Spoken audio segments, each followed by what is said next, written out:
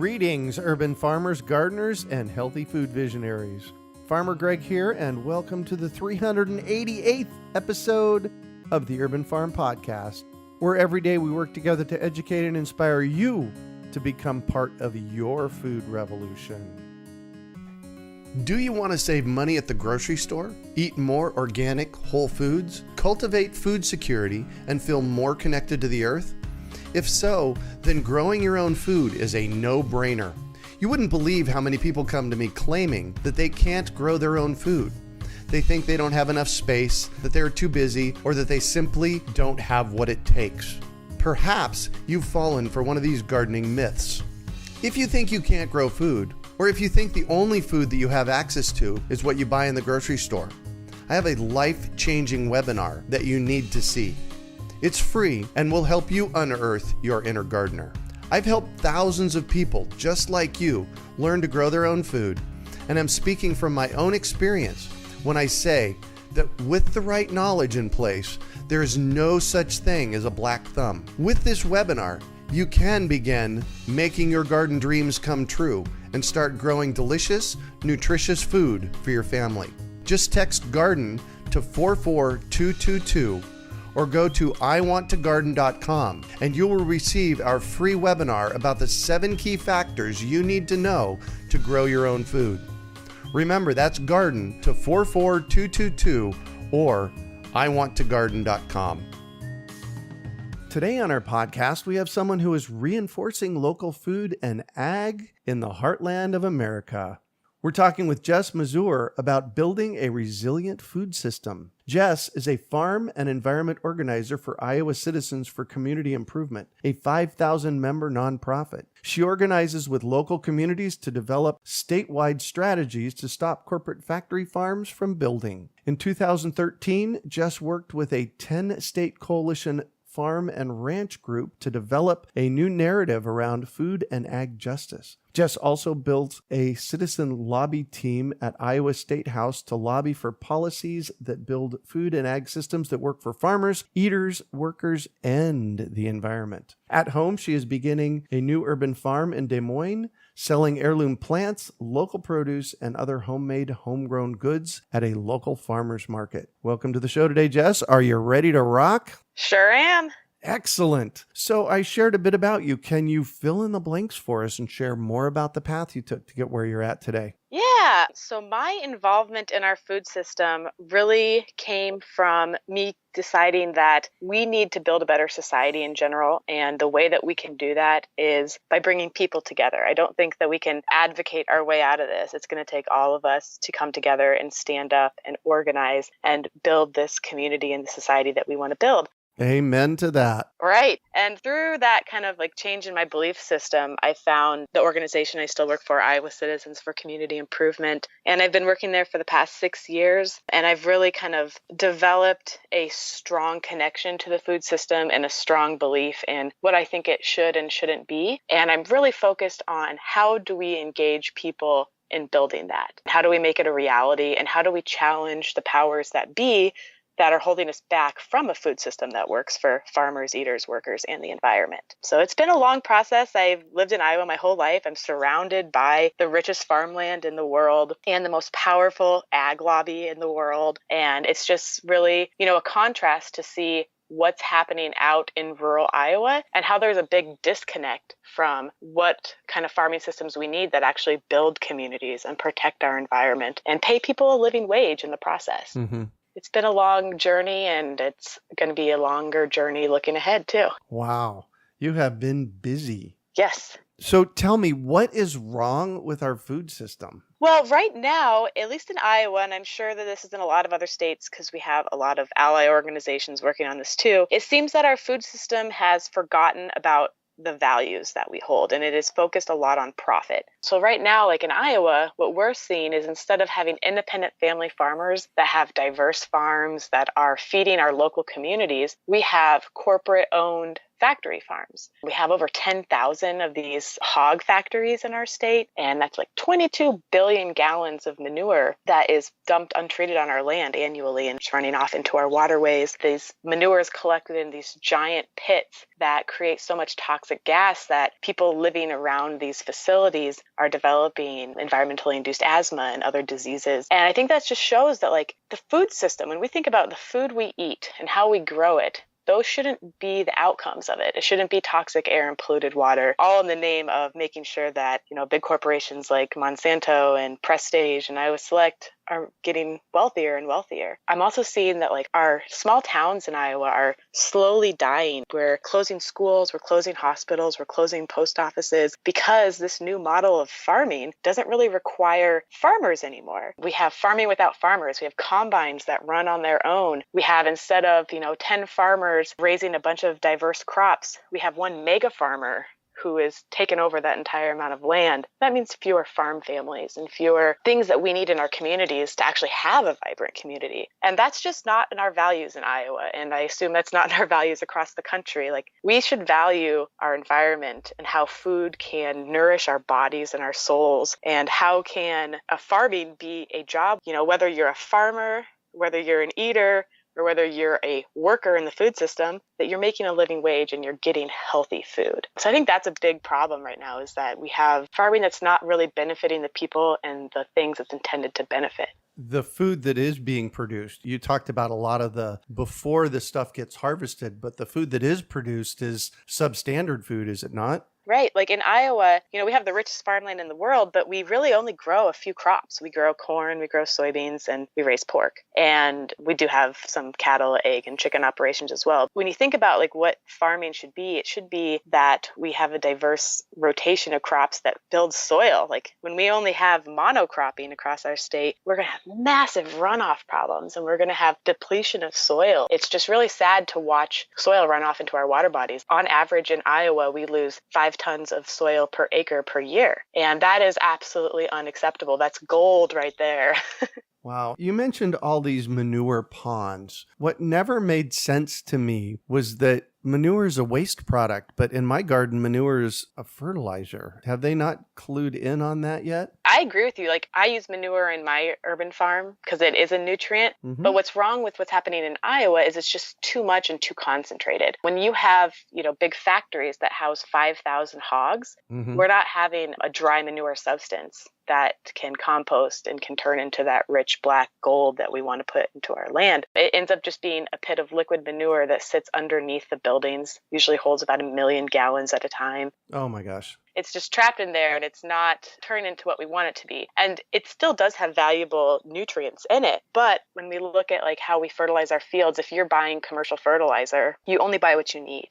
Mm-hmm. When you have a factory farm and you have a manure pit, you have to empty that pit every year, whether the land needs it or not. And so like what we're seeing in Iowa right now, we're going to start paying attention to a lot more, especially when we look at like Florida and phosphorus and algae blooms, is phosphorus that's in this manure actually builds up in the soil over time if it's not used by the crop. When we see 5 tons of soil per acre lost every year, that's phosphorus running into our water bodies. And on top of that, our fields are tiled. We need to drain our fields so that they can be farmable. Nitrogen attaches to water. So as the water enters these tile lines, it has a direct highway system into our rivers and our streams and our lakes. We're not going to see that happen if we had composted manure, if we were just applying the right amount to the land. But we just have simply too much manure. Yeah. You and I could talk for probably days about all the challenges that we have with our food system, all the way from growing to delivery. Right. But really what we need to come up with is a solution, because without that solution, we still just have what we have, which is a broken food system. Right.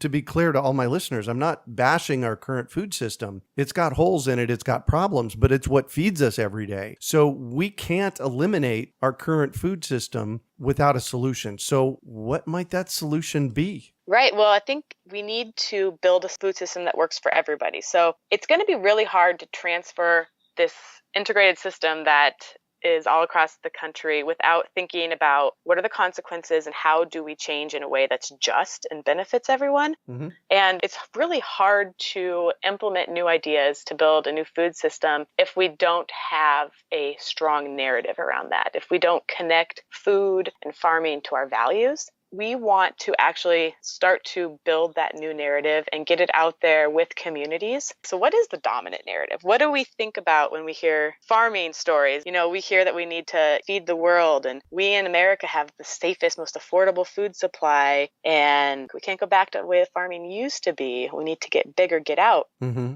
We work with a ton of farmers across the state in Iowa, and then we also have a lot of allies in 10 other states in the Midwest. And we decided, let's get farmers and eaters and food system workers together and talk about what are our values? And through that process, we can start to think about policies that actually hold our values, because right now we have a lot of farmers who are trapped in the system, and we don't want to put them out of business. We want to give them a just transition into better farming. How are we making these policies and passing these policies in a way that has everybody on board and behind it? Because we can't force this. We have to get buy-in. And I think that's through connection of our values. Mm-hmm. Like the fact that food should nourish our bodies and our souls. And when we talk about what we're growing and how we're growing it, our food system doesn't do that right now. And when we talk about being stewards of the land, that's a value that I think most people hold, is that we need to protect this planet that we live on. And our food system right now doesn't do that. And how are farms and the food system building communities? How are they making sure that rural towns have schools and hospitals and people in them? And our current food system,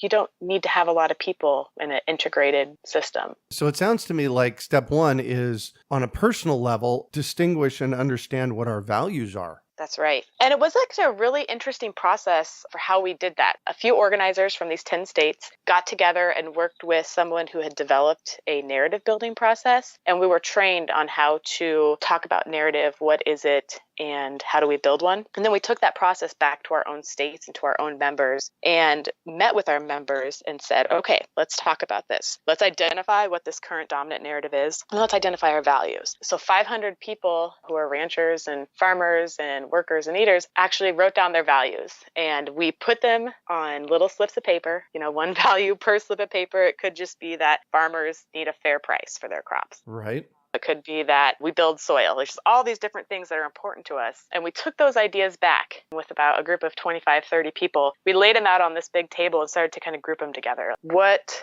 are all of these ideas and values that we have that center around farmers and ranchers playing a critical role in our society, and they should be supported and valued so they can prosper and live healthy lives. Starting to group them together and then actually figure out what is behind these values that people hold and how is that a piece of a narrative. So we came up with this document that has 11 points. It's ongoing because we're learning more as we go. But then it makes it easier when we're doing our work to talk about, if right now we are working to stop a factory farm that's building in Calhoun County, Iowa. And when we're talking about it, we hear things like, well, we can't go back. And we can then use our narrative to challenge that and say, we're not talking about going back. We're talking about building a system that works for all of us.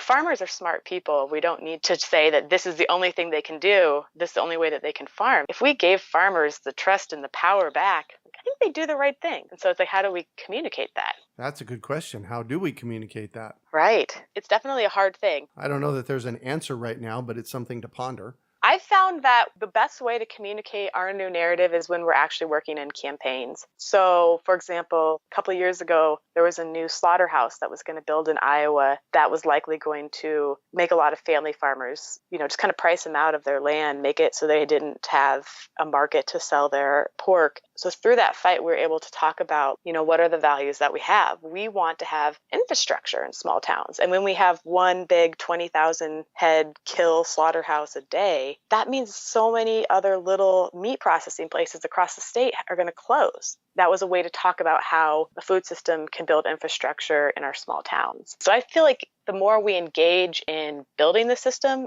and especially in Iowa, kind of stopping this system from continuing that we have right now, that's where we get to insert this narrative and talk about, but really, is what you're talking about going to empower people or going to make more soil run off the land?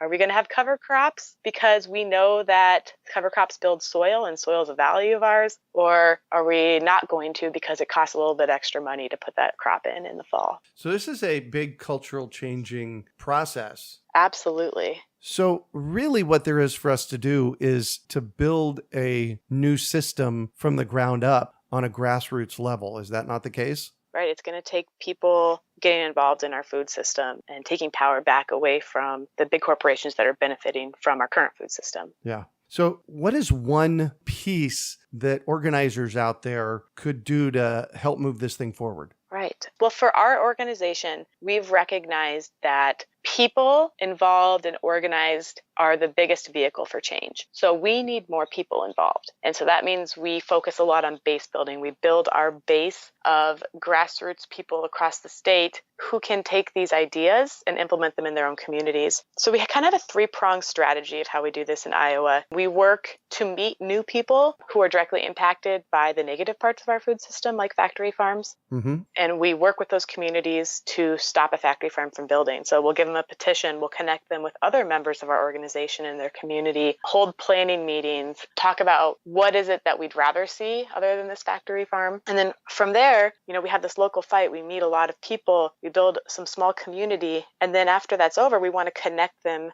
to a larger movement. And that's where we talk about our statewide policy work, where we're up at the Capitol with these people who are directly impacted by the industry, saying, here's what we actually see for our communities. So it's like meeting people, at their doorstep and listening to them and helping them gain power in their communities, and then connecting them with a statewide movement that's also doing that. And so we keep track of numbers a lot. We're always focused on, okay, so how many people do we know in Calhoun County, Iowa? How can we meet 100 more people in Calhoun County? What's a campaign that we can do now that we have all of these people who just tried to stop a factory farm from building? How can we go on, the offense? How can we pass maybe a resolution in the county that says that this is our value system for Calhoun County and this is what we want to see in our future, not these corporate factory farms? And then how do we use that to engage more people? And eventually we'll have leaders that have really stepped up in their communities who can now kind of run things in that area. And we're helping them run for office and get into decision-making roles. So that way,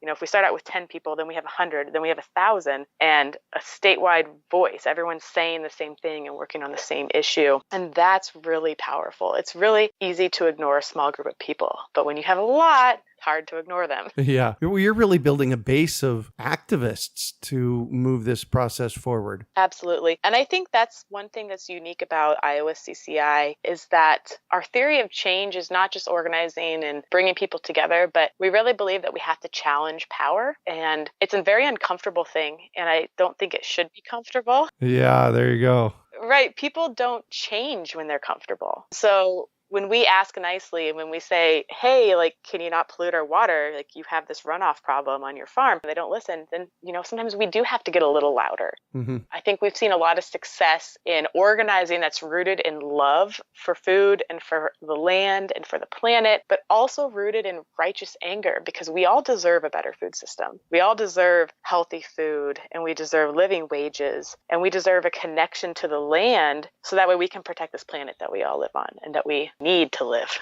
A lot of what you're saying is the reason that I teach people about urban farming and growing food in the cities and, understanding where your food comes from and understanding that if you grow your own healthy food, it's better for you because you know what's in it and it's more nutrient dense. Right, because what we're feeding people right now, when you go to the grocery store, if you're shopping in those middle aisles, if it's in a box, a can, or a bag, it's very likely not the greatest thing you could be eating. I was just in Turkey last month and I was just amazed at the food system there. Everything I ate was fresh. Mm-hmm. And why can't we have that here? And that's a big question that I think we all need to ask ourselves. There's no reason that we can't have that here. We live in a country that has the richest soil in the world and an infrastructure to be able to feed ourselves and our communities. We shouldn't accept the answer that this is the only way farming can be. Yeah, when I was in Croatia in 2014 on a food systems trip with the university that I worked with, Hmm. on the square in the middle of the town that we were in of 100,000 people, there was a store and all they sold was fruits and vegetables. Wow.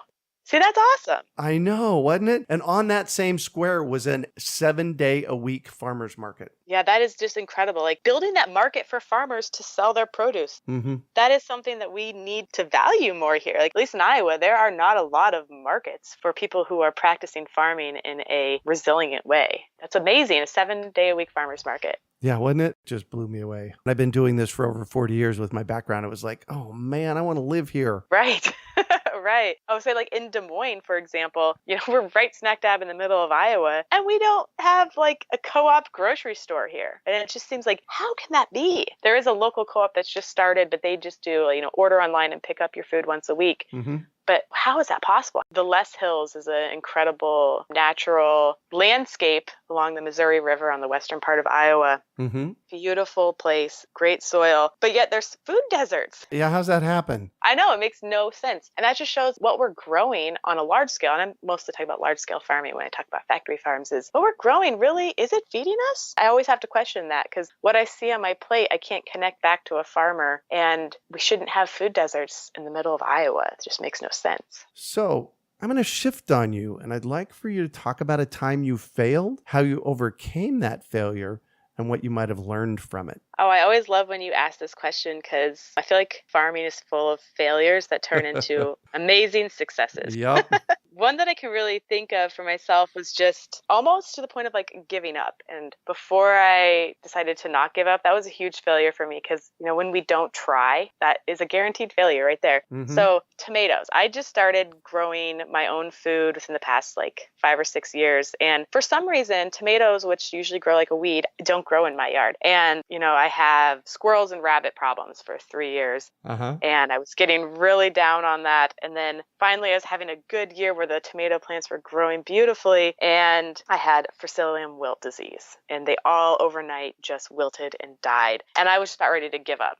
While my tomatoes are dying, here I have celery growing right next to it, which is a really hard thing to grow. Right. And I didn't want to use chemicals on my yard. And I was just kind of ready to say, I guess I'm not going to do tomatoes. And I did a lot of research and found out about solarization. And it's like an organic way to kind of remove any fungus that's living in your soil. Yes. And it worked. And now this year I have a beautiful crop of tomatoes. And I'm so proud of myself for not giving up and to keep trying because it will pay off one day. Oh, yeah. We just have to stay persistent. That's why I asked this question. I asked this question so that people can see that there's failures and there's a way around them. Right. And then I learned this really cool process of an organic way to, kind of get rid of some of those hard to beat funguses and other bad things in your soil. Yeah, exactly. So what do you consider your biggest success? My biggest success has to be my career. I am really proud of the organization that I work for and how our theory of change has really empowered people across the state to kind of recognize their own power and then let them be able to see that like, this is doable. We can accomplish this if we just come together and organize and run for office and challenge food systems when they aren't really working for us and start to talk about this new food system. For me, I think that is a huge success to be able to take this knowledge that I've learned and spread it across the state and kind of build this base of people that are going to be the ones in this new food system. What drives you? Watching people recognize their power. I get so many phone calls at work of people that are like, oh, there's a factory farm that's going to build by my house. I don't know what to do. Oh,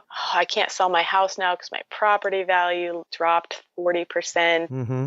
They're just really down. And then it's like, hey, I got some ideas. Let's start a petition. Can we hold a community meeting? Do you think we could get 20 people in a room? And then just kind of watching them like light up and realize, okay, we can try. And then, once in a while we win. And just watching them all of a sudden realize like, wow, I have so much power that I didn't know that I had. And that drives me. That makes me know that like what I'm doing is right and it's what I want to do. and it's what I'm committed to doing. Wow. So I'm going to throw a curveball at you here. I do this occasionally. Look at the landscape of the last few years. And there was one or two times that something like that happened and it just moved you. And it was like, this is the reason I'm doing what I'm doing. Can you tell us one of those stories? Yes. So my favorite one over the past 2 years was the Prestige Slaughterhouse campaign. One of the largest pork producers that's based out of North Carolina, Prestige Farms, wanted to build a slaughterhouse that would slaughter 20,000 hogs a day in north central Iowa. And that was the one I talked about earlier that, we saw that this was going to change Mason City is where it was going to build. It's going to change the makeup of this town. It's going to put a lot of family farmers out of business. We'd lose some infrastructure of processing facilities, and we were going to see an influx of factory farms building in the area. This is like one of the largest pork producers in the country, and it's like David versus Goliath campaign. How do you go up against that? Right. How do you go up against that? So we decided we're going to go to the first city council meeting. There'd be 3 city council meetings where they voted on this project.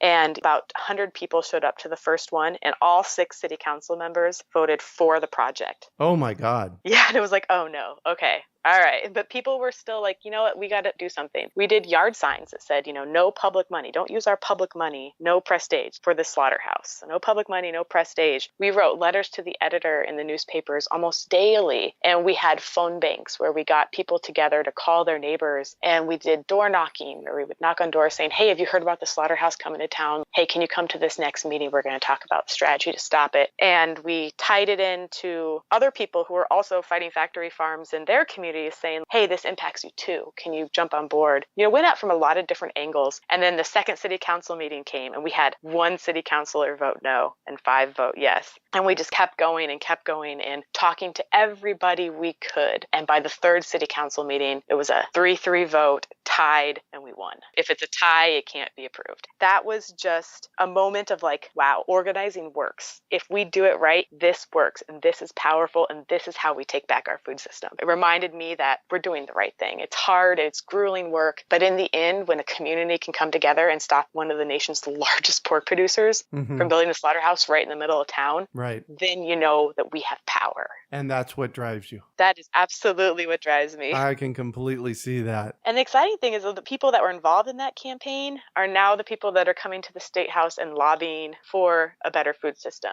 And they're the ones that are involved in talking to more neighbors and taking leadership roles in other efforts across the state. It echoes. I mean, it just grows. If you actually root yourself in organizing, it spreads like a wildfire. It's beautiful. You've listened to my podcast for a while, and those of you that have listened for a while, you know that I'm always looking for epic. And I just have to call epic on this one. Organizing the community the way that you do creates change. This is how we can do it. And you just shared with us how to do it. So I just want to give you a virtual high five and say thank you for doing that. That's epic. Thank you. I appreciate the opportunity to talk about it. So if you could recommend one resource for our listeners, what would it be and why? I am a big podcast listener because I'm either out in the urban farm or I'm on the road traveling to communities across the state. So lots of podcasts. And I do want to give a shout out to your podcast. It is one of my favorites. Well, thank you. But another one that I also just think reminds us that there's an alternative narrative out there and that the way information is presented to us isn't always the only way is Democracy Now! Podcast. It's a news show every day with Amy Goodman and Juan Gonzalez. And it's not just centered around food systems, but it's a really good reminder of the way you hear CNN or Fox News or whatever, how they talk about an issue. There's a whole other story out there that's not being told. And that's going to help us build this new narrative and implement it into our food system. Beautiful. You keep using the word narrative. Give me a 30-second description of what that is. That's always hard because narrative is such a big concept. Narrative is what roots us in our beliefs. So, for example, the feed the world narrative. We hear that out there everywhere. And yeah, we need to feed people, but we need to dig into what does that mean? How does that phrase that's inherent inside of us actually manifest itself in the real world? And feed the world means that we're growing food to export to faraway places and we're getting the waste and we're not actually feeding our communities. Or get big or get out. The only way that you can farm is by getting bigger and bigger and bigger and bigger. Those are part of this dominant narrative that help craft our policies. If we had everyone talking about how food is a human right and that was a narrative, then we could talk about how do we make sure everyone is fed. It's kind of like taking your values and turning it into this messaging that, without even realizing it, is everywhere in our TV shows and the radio, in print material and pictures. Like when you look at a farming picture, it's usually a white man standing in front of a bunch of corn. And it's like, how do we make people think that, you don't have to be a white guy growing corn to be a farmer? How do we change what people think of when they're thinking about our food system? Perfect. Thank you for that. What one final piece of advice do you have for our listeners? Mine is definitely just get involved. And I think there's organizations all across the country like CCI that you can connect to. And then the other thing is 3 questions that I like to challenge people to think about when they're talking about what a food system should be is, when we're talking about a food system, how do we make healthy food affordable for everyone? How do we make sure that producers are getting a fair price? And how do we make sure food workers are getting a living wage? And I think that if we can get at those things, there's no way we can go wrong with building a food system. If it's fair for everyone, that's part of it, then it's probably good for all of us. Like, you want people to get involved and get engaged in campaigns and to really challenge their thinking about what is this food system benefiting and who is it benefiting? And how can we come up with healthy food for ourselves? That's right. Well, thank you so much for joining us on the show today, Jess. Yeah, you're welcome. This was a lot of fun. Well, and I'm glad you're a listener and that you decided to dive in and come and join us. All you listeners out there, if you got a cool story, even if you don't think it's cool and you're growing food for your community, it's probably cool. So reach out to us because I'd love to have you on as our guest. Just like Jess. Thank you again for that. Yeah, no problem. So how can our listeners get a hold of you? If you want to take a look at our organization, Iowa CCI, it's www.iowacci.org, or you can shoot me an email at jess@iowacci.org, and Iowa is spelled out. What is CCI? Iowa Citizens for Community Improvement. We've been around for 42 years, and we're all about empowering grassroots people to take on the things impacting their lives. Nice. Well, thank you for the work that you do. Yeah, thank you. You can find show notes from today's podcast at urbanfarm.org/CCI. We are your urban farming resource. You can find our podcast on iTunes, Google Play, Stitcher, iHeartRadio, and more. Also visit urbanfarm.org to find articles, podcasts, webinars, and courses. Well, that's it for today. Thanks for joining us on the Urban Farm Podcast. Claiming your inner urban farmer is easy. Grow food, share it, and name your farm. Then let the world know you're an urban farmer while supporting our podcast. Pick up your Urban Farmer bling, hats, and t-shirts at imanurbanfarmer.com. We hope you enjoyed today's episode of the Urban Farm Podcast. Remember to listen for tips, advice, and resources to help you on your journey with urban farming. You can find us on the web at urbanfarm.org or send us an email to podcast@urbanfarm.org.